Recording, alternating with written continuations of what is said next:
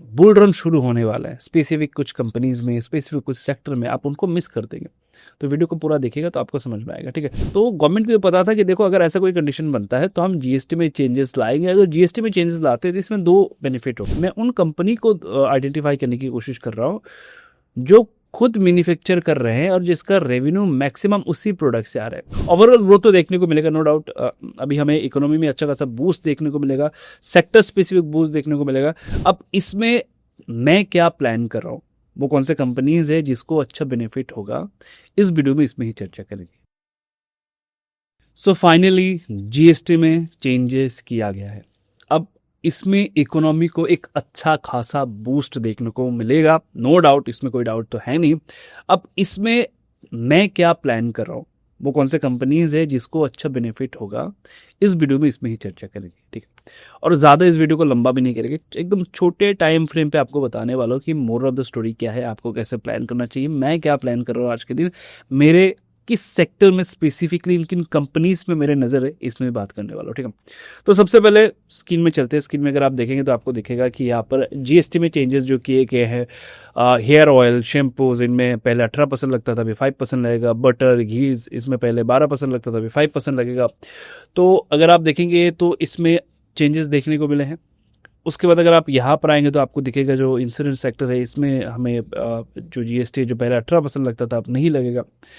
तो वो कौन से सेक्टर है, वैसे तो मैं इजीली आपको बता दूं कि वो फार्मा सेक्टर है, वो एफएमसी सेक्टर है, वो मोटर सेक्टर है, वो सीमेंट सेक्टर है। बट फैक्ट क्या है ना कि इनमें डिटेल में अगर चर्चा नहीं करेंगे ना तो इसमें क्या होगा ना, आप जो एक बुल रन शुरू होने वाला है स्पेसिफिक कुछ कंपनीज में, स्पेसिफिक कुछ सेक्टर में, आप उनको मिस कर देंगे।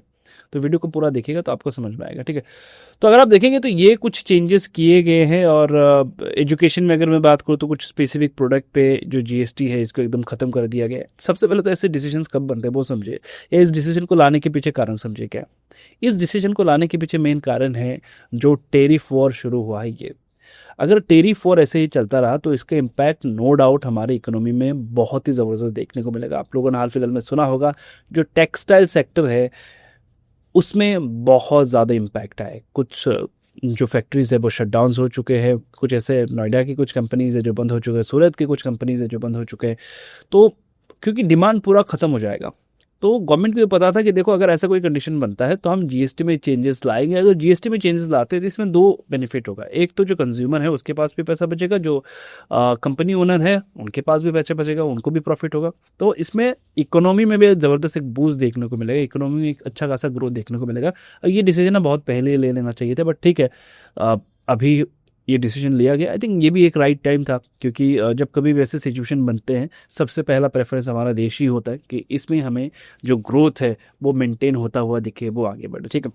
अब देखिए, अभी इन्वेस्टमेंट या अगर मुझे पोर्टफोलियो बनाना है, मैं दो तरीके से प्लान कर सकता हूँ। या तो मैं उन प्रोडक्ट में देख सकता हूँ जिसमें पहले 18% जीएसटी था या 12% था, अभी 5% हो चुका है। जो कंपनीज ऐसे प्रोडक्ट बनाते हैं, ध्यान से सुनिएगा, जो कंपनीज ऐसे प्रोडक्ट बनाते हैं जिनमें पहले 18% जीएसटी लगता था उन प्रोडक्ट पे, अब वो आ चुके हैं 5% पे या 12% पे, तो मैं उसमें नज़र बना के रख सकता हूँ, ठीक है। ये पहला हो गया। अब यहाँ पर ना एक चीज़ ध्यान आपको रखना है कि उस कंपनी का मैक्सिमम जो प्रॉफिट आ रहा, जिस हीरो प्रोडक्ट से प्रॉफिट आ रहा है, उस प्रोडक्ट में पहले कितना जीएसटी लगता था, अभी कितना लगेगा, उस पर आपको फोकस करना है। ध्यान से सुनिएगा, कुछ छोटे छोटे माइक्रो पॉइंट्स है कि एक कंपनी, मान के चलिए वो कंपनी हेयर ऑयल बनाती है, ठीक है। तो पहले उसमें 18% लगता था। उस कंपनी का जो हेयर ऑयल कंपनी है उसमें मैक्सिमम जो रेवेन्यू आता था वो हेयर ऑयल से ही आता था। अब अगर उसमें पहले 18% लगता है, अभी 5% लगेगा, तो जाहिर सी बात है इसमें प्रॉफिटेबिलिटी और दिखेगी, ये कंपनी और ज़्यादा ग्रो करेगा, डिमांड आएंगे और जो कंजम्पशन है और बढ़ जाएगा, ठीक है। आपको ध्यान में रखना है कि मिनिमम 70% जो है स्पेसिफिक प्रोडक्ट से आ रहा हो रेवेन्यू, तो जीएसटी के इम्पैक्ट है। ऐसे तो बहुत सारे कंपनीज है जिसको जीएसटी का फायदा होगा, बट एक्चुअल में ग्रोथ, अगर आपको शेयर प्राइस में ग्रोथ देखना है तो आपको ये ध्यान में रखना होगा कि हमें फोकस में रखना है कि मैक्सिमम जो रेवेन्यू आ रहा है जिस प्रोडक्ट से आ रहा है उस प्रोडक्ट में जीएसटी के अच्छे खासे चेंजेस हुए। अब मैं दो तरीके से प्लान कर सकता हूँ। पहला है कि वो प्रोडक्ट जो 18 से 12 आए हैं या 18 से 5 आए हैं, या मैं उस सेक्टर में जा सकता हूँ जो 28 से 18 आए हैं। अब मेरा पर्सनल मानना है कि मैं 28 से जो 18 वाले हैं उसमें जाना चाहता हूँ। ये वो सेक्टर है जिसमें ये मत समझे कि ये लग्जरी आइटम है, ये वो आइटम्स है जो नेसेसरी है, लोगों को चाहिए, जो कॉमन पीपल हैं उनकी नीड है, तो मैं उसमें प्रेफरेंस दूंगा, क्योंकि इसमें रेवेन्यू और इसमें मुझे मार्केट के बढ़िया मिलेंगे। ठीक है, मार्केट के भी बढ़िया मिलेंगे, रेवेन्यू भी अच्छे मिलेंगे, तो मैं इन कंपनीज में प्लान करना चाहूंगा। सो मैं जिस सेक्टर में जाना चाहूंगा वो स्पेसिफिक सेक्टर है। ये सेक्टर अगर आप देखेंगे, जैसे कि एयर कंडीशन हो गया, वो पहले 18% 28% लगता था, अभी 18% हो चुका है। ठीक है, तो ये एक मेरा फेवरेट कैटेगरी है जिसमें मैं जाना चाहूँगा। दूसरा, अगर आप देखेंगे यहाँ पर जो चीज़ है, ऑटोमोबाइल इंडस्ट्री, इसमें मैं जाना चाहूँगा। अगर आप देखेंगे मोटर इंडस्ट्री में, व्हीकल्स में, इनमें मैं जाना चाहूँगा। जैसे कि यहाँ पर अगर आप देखेंगे तो कुछ स्पेसिफिक मेंशन भी है कि 1200 सीसी या 1500 सीसी यहाँ पर स्पेसिफिकली मेंशन भी है। या फिर अगर मैं बात करूँ, मैं इनमें भी थोड़ा बहुत प्लान करना चाहूँगा, जैसे कि जो ट्रैक्टर वगैरह है उस साइड में भी जाना चाहूँगा। बेसिकली मोटर सेक्टर में मैं जाना चाहूँगा। मोटर सेक्टर में कहाँ पर जाना चाहूँगा ये भी बात करेंगे, और इसके साथ साथ एयर कंडीशंस जो है इसमें मैं कहाँ पर जाना चाहूँगा ये भी बात करेंगे। ठीक है, अब मैंने सबसे पहले ये डिसाइड किया कि मुझे जाने के सेक्टर में, तो अगर मैं बात करूं कि मुझे 28% से जो जीएसटी 18% में है उसमें मुझे जाना, जो रेवेन्यू है इसमें अच्छा खासा जम देखने को मिल सकते हैं। तो अब मैं क्या प्लान करूँ, ध्यान से सुनिए। मैं इस सेक्टर के, एयर कंडीशन सेक्टर के उन कंपनीज को आइडेंटिफाई करने की कोशिश कर रहा हूँ, या उन कंपनी, अभी मेरे रेडर पे एक दो कंपनीज है, वैसे कंपनीज जो B2B नहीं करते, यानी कि अगर आप समझेंगे, मैं उन कंपनी को आइडेंटिफाई करने की कोशिश कर रहा हूँ जो खुद मैन्युफैक्चर कर रहे हैं और जिसका रेवेन्यू मैक्सिमम उसी प्रोडक्ट से आ रहा है। ध्यान से सुनिएगा, वो जो खुद मैन्युफैक्चर कर रही है, थर्ड पार्टी से नहीं बनवा रहे। जैसे कि अगर मैं बात करूँ, ऐसे बहुत सारे कंपनीज है, जैसे कि ब्लू स्टार हो गया हो, फिर ऐसे बहुत सारे कंपनीज है जो क्या करते हैं, या बोल्टस हो गया हो, ये सभी कंपनी क्या है, ये थर्ड पार्टी से बनवाते हैं अपने प्रोडक्ट, वो खुद नहीं बनवाते, वो किसी और कंपनी के लिए बनाते हैं, वो खुद नहीं बनाते, वो खुद ये सारी चीज़ें नहीं करते। तो इसमें क्या होगा ना कि इसके जो मेन रेवेन्यू है वो उस कंपनी से नहीं आ रहा, राइट।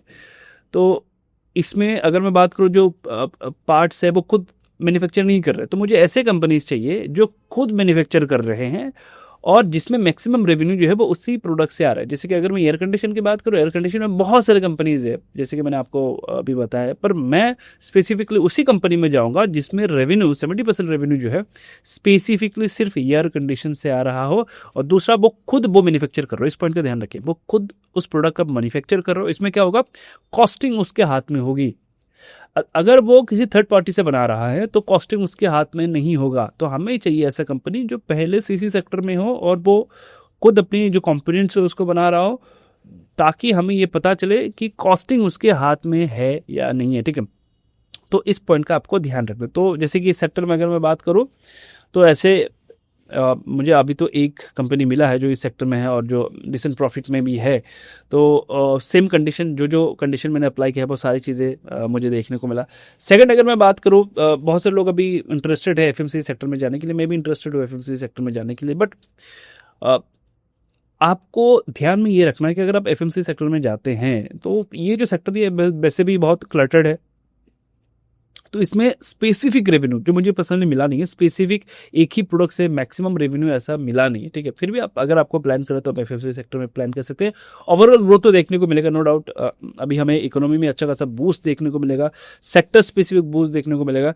ओवरऑल अगर आप जाना चाहते हैं वो आप प्लान कर सकते हैं, बट अगर आप स्पेसिफिक प्लान करें कि अच्छा स्पेसिफिकली कौन ग्रो करेगा टेक्निकली, फंडामेंटली, और जिसके पास वो कंट्रोल, प्राइसिंग कंट्रोल का पूरा सिस्टम हो, मैं उसको प्रेफरेंस दे रहा हूँ। ठीक है, अभी हम शिफ्ट होते हैं जैसे कि मोटर में, अगर मैं मोटर में शिफ्ट हो जाऊँ कि मोटर सेक्टर में वो कौन सी कंपनीज है जिसमें मैं प्लान करूँगा, क्योंकि अगर मैं बात करूँ तो मेरे दिमाग में सबसे इम्पॉर्टेंट है मोटर सेक्टर में वो, जैसे कि अगर आपने देखा होगा जीएसटी में स्पेसिफिकली यहाँ पर मेंशन है कि किसकी वीक वाली, आप किस में जीएसटी लगेगा, कितना लगेगा, किसके बाहर, किस रेंज के बाहर जीएसटी नहीं लगेगा, यहाँ पर स्पेसिफिकली मेंशन है। ठीक है, इस पॉइंट को एक बार देखिएगा, ये बहुत ही इंटरेस्टिंग एक पॉइंट है। अब आपको ये कैलकुलेट करना है जाके कि इस रेंज के अंडर, ये जो रेंज यहाँ पर दिखाया गया है जो 1500 सीसी है या 1200 सीसी है, इस रेंज के अंडर किस कंपनी का सबसे ज़्यादा व्हीकल सेल हो रहा है। ये जो एक स्पेसिफिक रेंज है, इस रेंज के अंदर किस कंपनी का सबसे ज़्यादा व्हीकल सेल हो रहा है, तो उसी में जाहिर सी बात है ज़्यादा हमें बूस्ट देखने को मिलेगा, उसी में ज़्यादा ग्रोथ देखने को मिलेगा। तो इसका मतलब ये नहीं कि आप किसी भी ऑटोमोबाइल कंपनी में चले जाए, आप देखिए स्टडी करके कि वो कौन से स्पेसिफिक कंपनीज है जिनमें मैक्सिमम जो सेल आ रहे हैं, जिस मैक्सिमम जो गाड़ियाँ बिक रहे हैं, वो किस सीसी के अंडर में है या उनके जो लेंथ है वो कितना है, इसको आप एक बार देखिए, उसके हिसाब से आप आइडेंटिफाई करें। आपके पास ज़्यादा वैसे भी कम ऑप्शंस तो है नहीं, स्पेसिफिक ऑप्शंस ही है। और किनके फ्यूचर प्लान आने वाले दिनों में बेहतर है वो भी थोड़ा सा देखिए, क्योंकि आपको फ्यूचर ग्रोथ देखने, राइट। तो अभी सबसे ज़्यादा यूनिट किसके बिक रहे हैं, किस प्राइस रेंज में बिक रहे हैं, और नेक्स्ट 1-2 साल में वो कौन से कंपनीज है जो अच्छे कुछ इस रेंज के अंडर में अच्छे कुछ प्रोडक्ट लेके आ रहे हैं या अच्छे कुछ गाड़ियाँ वगैरह लेके आ रहे हैं, इसमें भी आप थोड़ा सा फोकस करेंगे तो इससे आपको आइडिया हो जाएगा कि किस में हमें ग्रोथ देखने को मिलेगा, इसमें सेल्स बूस्ट देखने को मिलेगा। देखो नंबर अगर आपको चार्ट में दिखना है ना, कि चार्ट में आपको फ्लक्चुएशन दिखे, नंबर में ग्रोथ दिखे, तो आपको इसी प्रोसेस को ही फॉलो करना होगा और कोई प्रोसेस नहीं। आप अगर रैंडमली जाओगे ना, रैंडमली जाके अगर आप सोच रहे कि अच्छा मैं एग्रीकल्चर में शिफ्ट हो जाता हूँ, मैं एजुकेशन में शिफ्ट हो जाता हूँ, मैं हेल्थ में शिफ्ट हो जाता हो, तो अगर आप रैंडमली जाएंगे तो आपको एक डायरेक्शन नहीं मिलेगा, ठीक है, आपको वो कन्विक्शन भी नहीं आएगा। तो अगर आपको कन्विक्शन चाहिए, स्पेसिफिक जोन में आपको जाना है, तो आपको ऐसे ही कैलकुलेट करना होगा। तो मैंने आपको 2 प्रोसेस बताया हुआ है। एक आप जा सकते हैं जो 18 से 12 से 5 वाले जीएसटी वाले प्रोडक्ट है, उसमें आप जा सकते हैं। अब ये थोड़ा सा क्लटर्ड मार्केट है, आपको स्पेसिफिक नहीं मिलता, क्योंकि इंडस्ट्री बहुत छोटा है। अगर मार्केट कैप देखेंगे इन स्पेसिफिक कंपनी के, वो छोटे होते हैं, इंडस्ट्री बहुत छोटा है, तो आपको स्पेसिफिक नहीं मिलेगा। मैं इसलिए कह रहा हूँ कि जैसे कि शैम्पू या हेयर ऑयल की अगर मैं बात करूँ, तो ऐसा आपको बहुत कंपनी मिलेंगे जो 70% रेवेन्यू इसी प्रोडक्ट से ला रहे हो। जो भी इस कंपनी के प्रोडक्ट्स है, इसमें कितना परसेंट जो प्रोडक्ट है उनमें कितना परसेंट जीएसटी लग रहा है, जीएसटी में कितना चेंजेस हुए हैं, वो मुझे देखना है, उसको मुझे कैलकुलेट करके निकालना है, ठीक है, कि क्या वो कंपनी मेरे लिए फ़ायदेमंद होगा या नहीं होगा। तो मैंने इसी वजह से इस स्पेसिफिक सेक्टर से ज़्यादा मैंने उन सेक्टर में फोकस किया है जिसपे मुझे स्पेसिफिक कंपनी मिल जाएगी। जैसे कि जो मैंने कहा एयर कंडीशंस मुझे लिमिटेड ही मिलेंगे, लिमिटेड में मुझे मिल जाएगा कि मैक्सिमम रेवेन्यू कहाँ से आ रहा है, ऐसे कंपनीज जो इस सेक्टर में है इसके मैक्सिमम रेवेन्यू कहाँ से आ रही है, इलेक्ट्रॉनिक्स में मैक्सिमम कहाँ से आ रहे हैं, तो ये सारी चीज़ें मुझे यहाँ से मिल जाएगा, ठीक है। फिर भी मैं इसमें और एक डेडिकेटेड वीडियो बनाऊँगा आपको दिखाने के लिए कि हम कैसे डिटेल्स में देखते हैं कि वो कौन से कंपनीज़ है, जो पैरामीटर क्या है, किस हिसाब से हम प्लान करते हैं। ये इन्वेस्टमेंट जैसे हम प्लान करते हैं ना, कि आने वाले 4 साल 5 साल 2 साल 3 साल के लिए मैं प्लान करूँ, तो मैं क्या देखता हूँ, वो कौन सी इंपॉर्टेंट पॉइंट है, वो सारी चीज़ें उस वीडियो में मैं कवर करूँगा, ठीक है ना। आई होप कि ये जो जीएसटी है ये इकोनॉमी में एक अच्छा खासा बूस्ट लाने जा रहे हैं। तो आपको भी जब आप प्लान करें, आपको थोड़ा सा देख के समझ के उसके बाद ही प्लान करना चाहिए, ठीक है। मिलते हैं नेक्स्ट वीडियो पे, तब तक के लिए चैनल पे नए हैं तो एक बार सब्सक्राइब जरूर कर दीजिएगा, दोस्तों के साथ शेयर कर दीजिएगा, कमेंट पे भी एक बार बता दीजिएगा वीडियो आपको कैसा लगा।